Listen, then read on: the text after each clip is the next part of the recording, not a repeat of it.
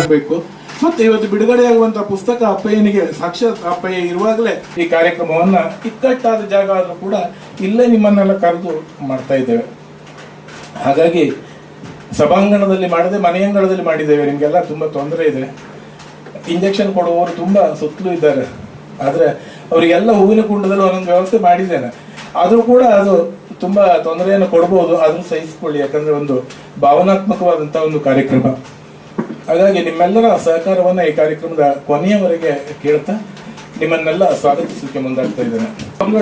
ಗಜಾನನ ಮಹರ್ನಿಶಂ ಅನೇಕದಂತಂ ಭಕ್ತಾನಾಂ ಏಕದಂತಮುಪಾಸ್ಮಹೇ.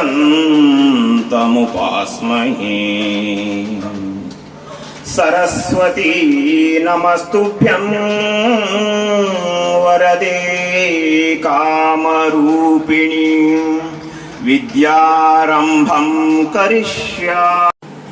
ಮಾತಿನ ಮೂಲಕ ಮನಸ್ಸುಗಳನ್ನು ಜಾಗೃತಗೊಳಿಸುವ ಪ್ರಮುಖ ವಾಗ್ಮಿಗಳು ಆಗಿರುವಂತಹ ಡಾಕ್ಟರ್ ಕೇಶವ್ ಕಿರಣ್ ಅವರನ್ನ ದಿಕ್ಸೂಚಿ ಮಾತುಗಳಿಗಾಗಿ ಗೌರವ ಮಾತುಗಳನ್ನ ನಿಮ್ ಜೊತೆಗೆ ಹಂಚಿಕೊಳ್ಳಿಕ್ಕೆ ಇಚ್ಛೆ ಪಡ್ತೇನೆ.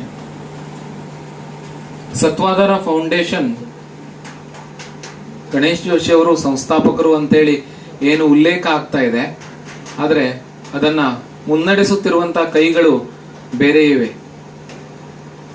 ಸತ್ವಾಧಾರ ಫೌಂಡೇಶನ್ಗೆ ಏನಾದರೂ ಸಲ್ಲಬೇಕು ಅಂತಂದ್ರೆ ವೇದಿಕೆಯ ಮೇಲಿರಲಿ, ವೇದಿಕೆಯ ಕೆಳಗಡೆ ಇರಲಿ, ಅಥವಾ ಯಾರೇ ನನ್ನ ಜೊತೆಗೆ ಹಂಚಿಕೊಂಡ್ರು ನಾನು ತೋರಿಸುವಂತ ಹೆಸರು ಸೂರ್ಯಭಟ್ರದು, ಜಯದೇವ್ ಬೆಳಗಂಡಿ ಅವ್ರದ್ದು, ಮತ್ತೆ ನಮ್ಮ ಆಪ್ತ ವಲಯದ ಅನೇಕರದ್ದು.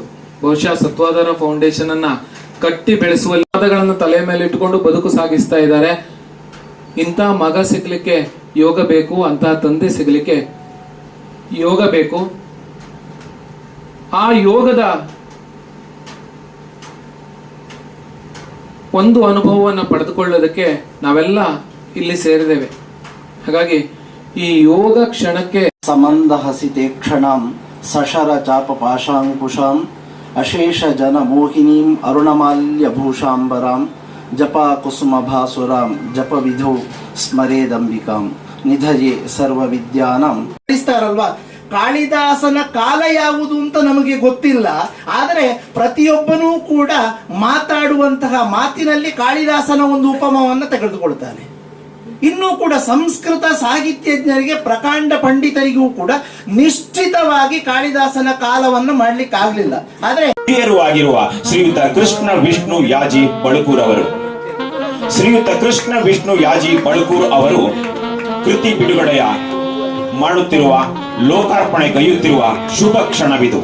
ಹನಿ ಹನಿ ಇಬ್ಬನಿ ಬನಿ, ಹನಿ ಹನಿ ಇಬ್ಬನಿ, ಹನಿ ಹನಿ ಇಬ್ಬನಿ ಲೋಕಾರ್ಪಣೆಗೊಳ್ಳುತ್ತಿದೆ. ಹನಿ ಹನಿ ಇಬ್ಬನಿ ಲೋಕಾರ್ಪಣೆಗೊಳ್ಳುತ್ತಿರುವ ಈ ಶುಭ ಗಳಿಗೆಯಲ್ಲಿ ನಾವೆಲ್ಲ ಜೋರಾದ ಕರತಾಡವನ್ನು ಕೊಯ್ಯೋಣ. ಹನಿ ಹನಿ ಇಬ್ಬನಿ, ಹನಿ ಹನಿ ಇಬ್ಬನಿ ಅಧಿಕೃತವಾಗಿ ಸಾಹಿತ್ಯ ಲೋಕದ ಮಡಿಲು ಸೇರುತ್ತಿದೆ. ಈ ಶುಭ ಕ್ಷಣಕ್ಕೆ ಸಾಕ್ಷಿಯಾದ ತಮಗೆಲ್ಲರಿಗೂ ಅಭಿವಂದನೆಗಳು, ಅಭಿನಂದನೆಗಳು. ಒಂದು ಪುಸ್ತಕದ ಜನ್ಮವೆಂದರೆ ಒಂದು ಹೊಸ ಚಿಂತನೆಯ ಉದಯ. ಒಂದು ಪುಸ್ತಕದ ಜನ್ಮವೆಂದರೆ ಒಂದು ಹೊಸ ಚಿಂತನೆಯ ಉದಯ. ಒಂದು ಕೃತಿಯ ಅನಾವರಣವೆಂದರೆ ಲೇಖಕನ ಅಂತರಂಗವು ಸಮಾಜದ ಮುಂದೆ ತೆರೆದುಕೊಳ್ಳುವ ಪವಿತ್ರ ಕ್ಷಣ. ಜೋರಾದ ಕರತಾಳದೊಂದಿಗೆ ಹನಿ ಹನಿ ಇಬ್ಬನಿಯನ್ನ ಸ್ವಾಗತಿಸೋಣ ಸಾಹಿತ್ಯ ಲೋಕಕ್ಕೆ. ನೀಡುತ್ತಾ ಇದ್ದಾರೆ. ದಯವಿಟ್ಟು ಶ್ರೀಮತಿ ಗೀತಾ ಹೆಗ್ಡೆ ಅವರು ಸೇರಿಕೊಳ್ಳಬೇಕು. ಮೌಲ್ಯಯುತ ನೂರಾರು ಪುಸ್ತಕಗಳ ಕೊಡುಗೆಯನ್ನು ನೀಡಿದಂತಹ ಕೃಷ್ಣ ಯಾಜಿ ಲೋಕಾರ್ಪಣೆಗೊಳ್ಳುತ್ತಿದೆ. ಹನಿ ಹನಿ ಇಬ್ಬನಿ ಲೋಕಾರ್ಪಣೆಗೊಳ್ಳುತ್ತಿರುವ ಈ ಶುಭ ಗಳಿಗೆಯಲ್ಲಿ ನಾವೆಲ್ಲ ಜೋರಾದ ಕರತಾಳವನ್ನು ಕೊಯ್ಯೋಣ. ಹನಿ ಹನಿ ಇಬ್ಬನಿ, ಹನಿ ಹನಿ ಇಬ್ಬನಿ ಅಧಿಕೃತವಾಗಿ ಸಾಹಿತ್ಯ ಲೋಕದ ಮಡಿಲು ಸೇರುತ್ತಿದೆ. ಈ ಶುಭ ಕ್ಷಣಕ್ಕೆ ಸಾಕ್ಷಿಯಾದ ತಮಗೆಲ್ಲರಿಗೂ ಅಭಿವಂದನೆಗಳು, ಅಭಿನಂದನೆಗಳು. ಒಂದು ಪುಸ್ತಕದ ಜನ್ಮವೆಂದರೆ ಒಂದು ಹೊಸ ಚಿಂತನೆಯ ಉದಯ. ನಾಯಕ್ ಹೊಳೆಗದ್ದೆಯವರು ಸಾಧಕರು. ಸದಾ ಒಂದಿಲ್ಲೊಂದು ಚಟುವಟಿಕೆಯಲ್ಲಿ ತಮ್ಮ ಶಿಕ್ಷಕ ವೃತ್ತಿಯ ಜೊತೆಯಲ್ಲಿ ಸಾಹಿತ್ಯಿಕ ಸೇವೆಯಲ್ಲಿ ಸದಾ ತಮ್ಮನ್ನ ತೊಡಗಿಸಿಕೊಂಡು ಸಾಧಕ ಗೌರವದ ಮೂಲಕ ಅಭಿನಂದಿಸುವಂತ ಕ್ಷಣವಿದು.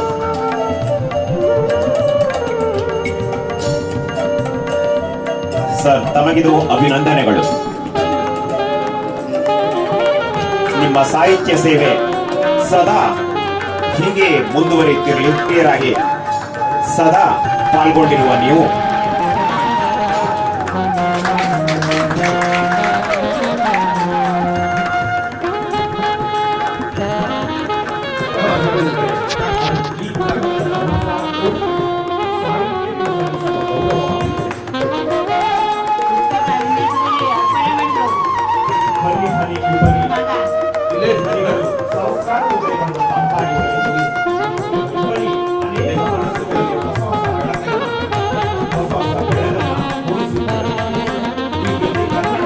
ಆಧಾರದ ಮೂಲಕವಾಗಿ ಸತ್ವದ ಆಧಾರ ಸತ್ಯದ ಸಾಕಾರ ಅಂತ ನಾವು ಟ್ಯಾಗ್ಲೈನ್ ಅನ್ನು ಇಟ್ಕೊಂಡು ಮಾಡಿದಂತ ಕಾರ್ಯಕ್ರಮಗಳು ಹಲವಾರಿದೆ.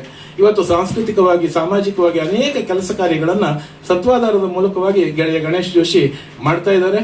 ಅವರ ಒಂದು ಕನಸಿನ ಕೂಸು ಇವತ್ತು ಈ ಮನೆಯಂಗಳದಲ್ಲಿ ನಡೆಯುತ್ತಿರುವಂತಹ ಕಾರ್ಯಕ್ರಮ. ಹಾಗಾಗಿ ಗೆಳೆಯ ಗಣೇಶ್ ಜೋಶಿಯನ್ನ ಈ ಸಂದರ್ಭದಲ್ಲಿ ಅತ್ಯಂತ ಆದರಪೂರ್ವಕವಾಗಿ ಸ್ವಾಗತಿಸ್ತಾ ಇದ್ದೇನೆ.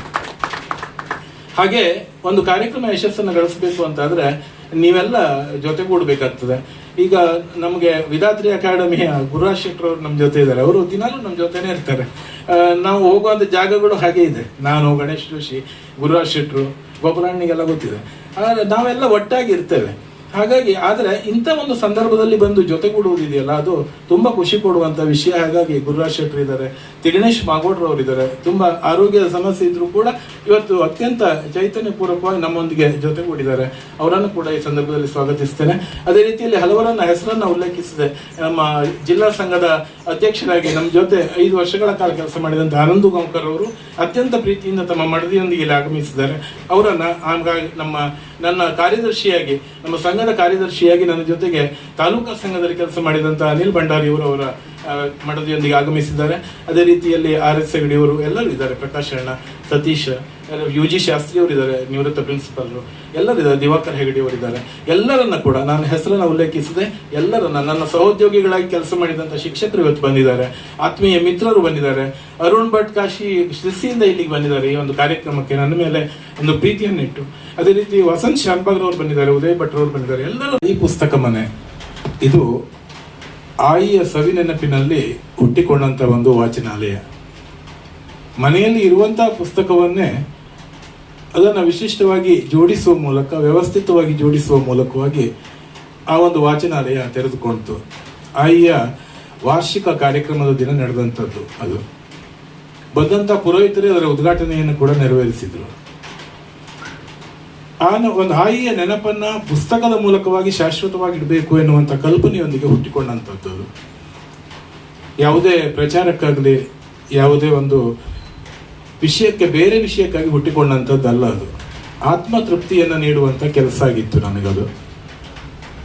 ಅದನ್ನು ಮಾಡಿ ಹಲವಾರು ವರ್ಷಗಳ ನಂತರ ಕೂಡ ಅದು ಎಷ್ಟೊಂದು ಜನಪ್ರಿಯತೆಯನ್ನು ಗಳಿಸ್ಕೊಳ್ತು ಅಂದ್ರೆ ಇವತ್ತು ಹಲವಾರು ವಿಡಿಯೋಗಳು, ಸಂದರ್ಶನಗಳು ಎಲ್ಲ ಪ್ರಕಟವಾದವು. ಅದರಿಂದ ಕೊನೆಗೆ ಪುಸ್ತಕ ಪ್ರಾಧಿಕಾರದ ಅಧ್ಯಕ್ಷರು ಕೂಡ ಈ ಕಳೆದ ಒಂದು ತಿಂಗಳ ಹಿಂದೆ ಇಲ್ಲಿ ಆಯಿ ಪುಸ್ತಕ ಮನೆಗೆ ಭೇಟಿ ನೀಡಿದ್ರು. ಬೆಂಗಳೂರಿನಿಂದ ಬಂದು ತುಂಬಾ ಮೆಚ್ಚಿಕೊಂಡ್ರು ಈ ಒಂದು ವಿಷಯವನ್ನು.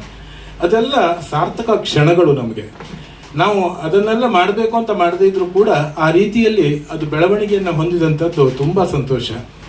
ಹಾಗಾಗಿ ಆ ಒಂದು ಆತ್ಮತೃಪ್ತಿ ನನಗಿತ್ತು. ಆದ್ರೆ ಅಪ್ಪಯ್ಯನಿಗಾಗಿ ಏನಾದರೂ ಮಾಡ್ಕೊಂಡಿದ್ದೇವೆ ಕಳೆದ 8 ವರ್ಷಗಳಿಂದ. ಕಳೆದ 9 ತಿಂಗಳಿನಿಂದ ಪೂರ್ತಿ ಹಾಸಿಗೆ ಹಿಡಿದಂತ ಅಪ್ಪಯ್ಯ.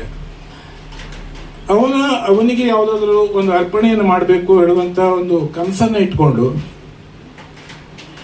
ಆ ರೀತಿಯಲ್ಲಿ ಮುಂದುವರೆದಾಗ ಅದಕ್ಕೆ ಸೂಕ್ತವಾದದ್ದು ಆಯಿಗೆ ಹೇಗೆ ಪುಸ್ತಕ ಮನೆ ಮಾಡಿದ್ರು ಹಾಗೆ ಪುಸ್ತಕದ ಅರ್ಪಣೆಯನ್ನು ಮಾಡಿದ್ರೆ ಅದು ಖುಷಿಯಿಂದ ಕೊಡ್ತದೆ. ಯಾಕಂದ್ರೆ ಅಕ್ಷರ ಜಗತ್ತಿನಲ್ಲಿ ಕಾರ್ಯವನ್ನು ನಿರ್ವಹಿಸಿದವರು.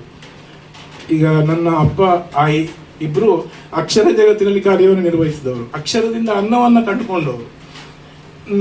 ನಾವು ಕೂಡ ಗಂಡ ಹೆಂಡತಿ ಅಕ್ಷರದಿಂದಲೇ ಅನ್ನವನ್ನ ಕಂಡುಕೊಂಡಂತವ್ರು. ಹಾಗಾಗಿ ಅದನ್ನೇ ಮಾಡಬೇಕು ಅಂತ ಹೇಳಿ ಪುಸ್ತಕವನ್ನು ಅರ್ಪಣೆ ಮಾಡಬೇಕು ಅಂತ ಗೆಳೆಯ ಗಣೇಶ್ ಜೋಶಿ ಹತ್ರ ಹೇಳಿದಾಗ ಗಣೇಶ್ ಜೋಶಿ ಒಂದು ವೇದಿಕೆಯನ್ನು ಕಲ್ಪಿಸಿಕೊಟ್ಟಿದ್ದಾರೆ. ಅದನ್ನ ಈ ಪುಸ್ತಕ ಮನೆಯ ಅಂಗಳದಲ್ಲೇ ಮಾಡಬೇಕು ಅಂತ. ಇದನ್ನು ನಾವು ಯಾವುದೋ ಹಾಲ್ನಲ್ಲಿ ಮಾಡ್ಬೋದಿತ್ತು, ಆದರೆ ಅದು ಸಾರ್ಥಕತೆಯನ್ನು ಪಡೆದುಕೊಳ್ಬೇಕು ಅಂತ ಆದರೆ ಅಪ್ಪಯ್ಯನ ಸಮಕ್ಷಮದಲ್ಲಾಗಬೇಕು. ಮತ್ತೆ ಇವತ್ತು ಬಿಡುಗಡೆಯಾಗುವಂಥ ಪುಸ್ತಕ ಅಪ್ಪಯ್ಯನಿಗೆ ಸಾಕ್ಷಾತ್ ಅಪ್ಪಯ್ಯ ಇರುವಾಗಲೇ ಅವನಿಗೆ ಅರ್ಪಣೆ ಆಗಬೇಕು ಹೇಳುವಂಥ ಒಂದು ಭಾವನೆಯನ್ನು ಇಟ್ಕೊಂಡು ನಾವು ಇವತ್ತು ಈ ಕಾರ್ಯಕ್ರಮವನ್ನು ಇಕ್ಕಟ್ಟಾದ ಜಾಗ ಆದರೂ ಕೂಡ ಇಲ್ಲೇ ನಿಮ್ಮನ್ನೆಲ್ಲ ಕರೆದು ಮಾಡ್ತಾ ಇದ್ದೇವೆ. ಹಾಗಾಗಿ ಸಭಾಂಗಣದಲ್ಲಿ ಮಾಡದೆ ಮನೆಯಂಗಳದಲ್ಲಿ ಮಾಡಿದ್ದೇವೆ. ನಿಮಗೆಲ್ಲ ತುಂಬ ತೊಂದರೆ ಇದೆ. ಇಂಜೆಕ್ಷನ್ ಕೊಡುವವರು ತುಂಬ ಸುತ್ತಲೂ ಇದ್ದಾರೆ, ಆದರೆ ಅವರಿಗೆಲ್ಲ ಹೂವಿನ ಕುಂಡದಲ್ಲಿ ಒಂದೊಂದು ವ್ಯವಸ್ಥೆ ಮಾಡಿದ್ದೇನೆ. ಆದರೂ ಕೂಡ ಅದು ತುಂಬ ತೊಂದರೆಯನ್ನು ಕೊಡ್ಬೋದು, ಆದರೂ ಸಹಿಸಿಕೊಳ್ಳಿ, ಯಾಕಂದರೆ ಒಂದು ಭಾವನಾತ್ಮಕವಾದಂಥ ಒಂದು ಕಾರ್ಯಕ್ರಮ. ಹಾಗಾಗಿ ನಿಮ್ಮೆಲ್ಲರ ಸಹಕಾರವನ್ನು ಈ ಕಾರ್ಯಕ್ರಮದ ಕೊನೆಯವರೆಗೆ ಕೇಳ್ತಾ ನಿಮ್ಮನ್ನೆಲ್ಲ ಸ್ವಾಗತಿಸಲಿಕ್ಕೆ ಮುಂದಾಗ್ತಾ ಇದ್ದೇನೆ. ಇವತ್ತಿನ ಈ ಕಾರ್ಯಕ್ರಮದಲ್ಲಿ ನನ್ನ ಭಾಗ್ಯ. ನಾನು ಯಾವಾಗಲೂ ಹೇಳ್ತಿದ್ದೆ, ನಾನು ಯಾಜಿಯವರ ಅಭಿಮಾನಿ. ಯಕ್ಷಗಾನದಲ್ಲಿ ಚಿಟ್ಟಾಣಿಯವರನ್ನ, ಯಾಜಿಯವರನ್ನ ಆಹಾರ ಮಾಡಬೇಕಾಗ್ತದೆ. ಆದರೂ ಕೂಡ ಕೇಳಿದಾಗ ಅವರು ಅತ್ಯಂತ ಪ್ರೀತಿಯಿಂದ ಒಪ್ಕೊಂಡಿದ್ದಾರೆ. ಅವರನ್ನ ನಿಮ್ಮೆಲ್ಲರ ಪರವಾಗಿ ಅತಿ ವಾಗ್ಮಿಗಳಾದಂಥ ಪ್ರಸಿದ್ಧ ಒಂದು ಸಂಸ್ಕೃತ ಪ್ರಾಧ್ಯಾಪಕರಾದಂಥ ಅವರನ್ನು ನಾನು ಆದರದಿಂದ ನಿಮ್ಮೆಲ್ಲರ ಪರವಾಗಿ ಸ್ವಾಗತಿಸ್ತಾ ಇದ್ದೇನೆ. ಗೆಳೆಯ ಗಣೇಶ್ ಜೋಶಿ, ಸತ್ವಾಧಾರ ಫೌಂಡೇಶನ್ ನಾವೆಲ್ಲ ಸೇರಿ ಮಾಡಿದಂಥ ಒಂದು ಸಂಸ್ಥೆ. ಹಾಗಾಗಿ ನಮಗೆ ಅದರ ಮೇಲೆ ಪ್ರೀತಿ ಇದೆ. ಸತ್ವಾಧಾರದ ಮೂಲಕವಾಗಿ ಅನೇಕ ವಾರ್ತೆಗಳನ್ನು ಪ್ರಸಾರ ಮಾಡ್ತೇವೆ, ಲೇಖನಗಳನ್ನು ಪ್ರಸಾರ ಮಾಡ್ತೇವೆ. ಅದೇ ರೀತಿ ಸತ್ವಾಧಾರ ಪರಮ ಪೂಜ್ಯ ರಾಘವೇಶ್ವರ ಭಾರತಿ ಶ್ರೀಗಳವರಿಂದ ಉದ್ಘಾಟನೆಗೊಂಡಂತ ಸಂಸ್ಥೆ ಅದು.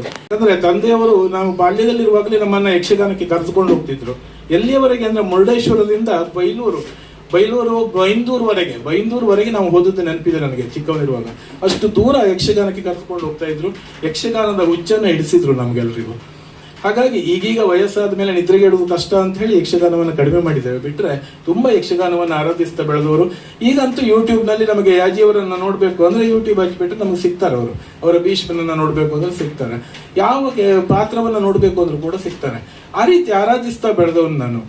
ನನಗೆ ತುಂಬಾ ಸಂತೋಷ ಆದದ್ದಂದ್ರೆ ಕಳೆದ 18 ವರ್ಷಗಳಿಂದ ಯಾಜಿಯವರು ನೀವು ಮಾಡ್ತಾ ಇರುವಂತ ಕಾರ್ಯಕ್ರಮ, ಕಲಾವಿದರಿಗೆ, ಅಶಕ್ತ ಕಲಾವಿದರಿಗೆ ಅವರು ಧನ ಸಹಾಯವನ್ನ ಮಾಡ್ತಾರೆ. ಒಂದು 25,000 ರೂಪಾಯಿಗಳನ್ನ ಅವರು ನೀಡ್ತಾರೆ. ಅಲ್ಲೊಂದು ಯಕ್ಷಗಾನ ಕಾರ್ಯಕ್ರಮವನ್ನ ಮಾಡ್ತಾರೆ ಉಚಿತವಾಗಿ. ಇದನ್ನು ಕಳೆದ 18 ವರ್ಷಗಳಿಂದ ನಡೆಸ್ಕೊಂಡು ಬಂದಿದ್ದಾರೆ. 18 ವರ್ಷನೂ ಅವ್ರ ಜೊತೆಗೆ ನನ್ನನ್ನು ಕರ್ಕೊಂಡೇ ಹೋಗಿದ್ದಾರೆ ಕಾರ್ಯಕ್ರಮ ನಿರೂಪಣೆಗೆ. ಅವ್ರು ನನ್ನನ್ನು ಬಿಟ್ಟು ಕಾರ್ಯಕ್ರಮ ಕೂಡ ನಾನೇ ಬರಬೇಕು ಅಂದ್ರು. ಹಾಗಾದ್ರೆ ನಿರೂಪಕರು ಬೇರೆ ಇಲ್ವಾ ಅಂತ ಬೇಕಾದಷ್ಟು ಜನ ಇದ್ದಾರೆ. ಆದ್ರೆ ಅವರಿಗೆ ನನ್ನ ಮೇಲೆ ಅಭಿಮಾನ. ಒಂದು ವೇದಿಕೆಯಲ್ಲಿ ಅವ್ರು ಹೇಳಿದ್ದು ತುಂಬಾ ನಿಜವಾಗಿ ಇವತ್ತಿಗೂ ಕೂಡ ನನಗೆ ರಾಜ್ಯ ಪ್ರಶಸ್ತಿ ಸಿಕ್ಕಿದಷ್ಟು ಖುಷಿ ಕೊಟ್ಟಂತ ವಿಷಯ. ಅವರು ವೇದಿಕೆಯಲ್ಲಿ ಭಾಷಣ ಮಾಡ್ತಾ ಹೇಳಿದ್ರು, ನನಗೆ ಸಾವಿರಾರು ಲಕ್ಷಾಂತರ ಅಭಿಮಾನಿಗಳಿದ್ದಾರೆ ಯಕ್ಷಗಾನದಲ್ಲಿ, ಆದ್ರೆ ನಾನು ಸೂರಿಭಟ್ರವರ ಅಭಿಮಾನಿ ಅಂತ ಹೇಳಿದ್ರು. ಅದು ನಿಜಕ್ಕೂ ಕೂಡ ತುಂಬಾ ಖುಷಿ ಕೊಟ್ಟಂತ ವಿಷಯ. ಅದು ನನ್ನ ಹೊಗಳಿಕೆಗೆ ಹೇಳ್ಕೊಡುವಂಥದ್ದಲ್ಲ, ಆದ್ರೆ ತುಂಬಾ ಖುಷಿ ಕೊಟ್ಟಂಥದ್ದು. ಯಾಕಂದ್ರೆ ಅಂತ ಒಂದು ಹಿರಿಯ ಕಲಾವಿದರು, ಒಬ್ಬ ಕಿರಿಯನನ್ನ ಮೆಚ್ಚಿಕೊಳ್ಳುವಂತ ಗುಣ ಇದೆಯಲ್ಲ, ಅದು ಎಲ್ಲರಲ್ಲಿ ಇರೋದಿಲ್ಲ. ಬೆಳೆದಂತೆ ನಾವು ಸ್ವಾರ್ಥಿಗಳಾಗ್ತಾ ಹೋಗ್ತೇವೆ, ಆದ್ರೆ ಅಹಂಕಾರ ಬರ್ತಾ ಹೋಗ್ತದೆ. ಆದ್ರೆ ಅವರಲ್ಲಿ ವಿನಯ ಮತ್ತು ಹೆಚ್ಚಾಗ್ತಾ ಇದೆ. ಬೆಳೆದ ಹಾಗೆ ವಿನಯ ಮತ್ತಷ್ಟು ಹೆಚ್ಚಾಗ್ತಾ ಇದೆ. ಅವರು ವೇದಿಕೆಯಲ್ಲಿ ನಡೆದುಕೊಳ್ಳುವಂತ ರೀತಿಯೆಲ್ಲ ತುಂಬಾ ಖುಷಿ ಕೊಡುವಂಥದ್ದು. ಅಂತ ಯಾಜಿಯವರು ಇವತ್ತು ನಮ್ಮೊಡನೆ ವೇದಿಕೆಯಲ್ಲಿದ್ದಾರೆ. ಅವರನ್ನ ಕರೆದೇ ಕಾರ್ಯಕ್ರಮ ಮಾಡಬೇಕು, ಅವರಿಂದಲೇ ನಮ್ಮ ತಂದೆಯವರಿಗೆ ಪುಸ್ತಕ ಸಮರ್ಪಣೆ ಮಾಡಿಸ್ಬೇಕು ಅನ್ನುವಂತ ಒಂದು ಆಶೆಯನ್ನು ಇಟ್ಕೊಂಡು ಮಾಡಿದಂತ ಕಾರ್ಯಕ್ರಮ. ಹಾಗಾಗಿ ಯಾಜಿಯವರನ್ನ ನಾನು ಮನ ತುಂಬಿ ಅವರನ್ನ ಸ್ವಾಗತಿಸ್ತಾ ಇದ್ದೇನೆ. ಅದೇ ರೀತಿಯಲ್ಲಿ ಆಶಯ ನುಡಿಗಳನ್ನು ಆಡ್ಲಿಕ್ಕೆ ಒಬ್ಬ ಸಮರ್ಥರು ಬೇಕಾಗಿತ್ತು ನಮಗೆ. ನಾವು ಹುಡುಕ್ತಾ ಇದ್ದಾಗ ಗೆಳೆಯ ಗಣೇಶ್ ಜೋಶಿ ಹೇಳಿದ್ದು, ಕಿರಣ್ ಅವರನ್ನ ಕರೆಯೋಣ ನಮ್ಮ ಹೊನ್ನಾವರದಿಂದ ಅಂತ ಹೇಳಿ ಅವ್ರು ಹೇಳಿದ್ರು. ಅವರನ್ನ ಮಾತಾಡಿಸಿ ಕೇಳು, ಹಾಗಾದ್ರೆ ಬರ್ತಾರೆ ಅಂತ ಹೇಳಿ. ಯಾಕಂದ್ರೆ ಒಂದು ಮನೆಯಂಗಳದಲ್ಲಿ ನಡೆಯುವಂತ ಕಾರ್ಯಕ್ರಮ ಅದು ಚಿಕ್ಕ ಕಾರ್ಯಕ್ರಮ ಆಗಿರ್ತದೆ. ಹಾಗಾಗಿ ನನ್ನ ಹೆಣವನ್ನ ಗಟ್ಟಿಯಾಗಿ ಬಿಗಿಯದಿರು, ಯಾಕೆಂದರೆ ಭರವಸೆ ನೀಡುತ್ತೇನೆ, ನಾನು ಮತ್ತೆ ಮರಳಿ ಬರುವುದಿಲ್ಲ. ಇದು ಎಲ್ಲರೂ ಹೇಳಬೇಕಾದಂಥದ್ದು. ಇದು ಪ್ರತಿಯೊಬ್ಬರ ಇದರಲ್ಲಿ ಎಲ್ಲರನ್ನು ಗಟ್ಟಿಯಾಗಿ ಬಿಗಿತಾರೆ ಸತ್ತೋದಾಗ ಹೆಣವನ್ನ. ಯಾಕೆ ಬಿಗಿತಾರೆ ಗೊತ್ತಿಲ್ಲ, ಮತ್ತೇನು ಬರುವುದಿಲ್ಲ. ಅವಾಗ ಹೆಣ ಹೇಳ್ತದಂತೆ, ನಾನು ಮತ್ತೆ ನಿನ್ನ ಜೊತೆ ಬರುವುದಿಲ್ಲ ಈ ಭೂಮಿಗೆ, ನನ್ನನ್ನಷ್ಟು ಬಿಗಿಬೇಡ ಅಂತೇಳಿ. ವ್ಯಾವಹಾರಿಕ ಜೀವನದಲ್ಲಿ ಯಾವುದೇ ಭಾಷೆಯನ್ನು ಆಡುವಾಗಿರ್ಬೋದು, ಎಷ್ಟೇ ಮೇಧಾವಿ ಆಗಿರ್ಬೋದು, ಅಥವಾ ಯಾವುದೇ ಅನ್ಯ ಭಾಷೆಯಲ್ಲಿ ಪಾಂಡಿತ್ಯವನ್ನು ಹೊಂದಿದವನಾದರೂ ಸಹಿತ ಯಕ್ಷಗಾನ ಪ್ರಾರಂಭವಾದ ಕೊನೆಯವರೆಗೆ ರಾತ್ರಿಯಿಂದ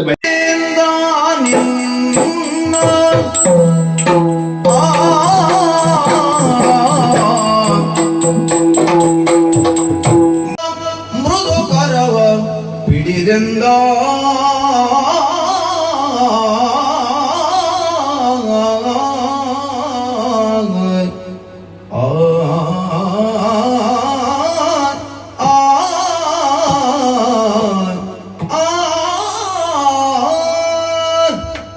ಶ್ರೀ ಮನೋಹರ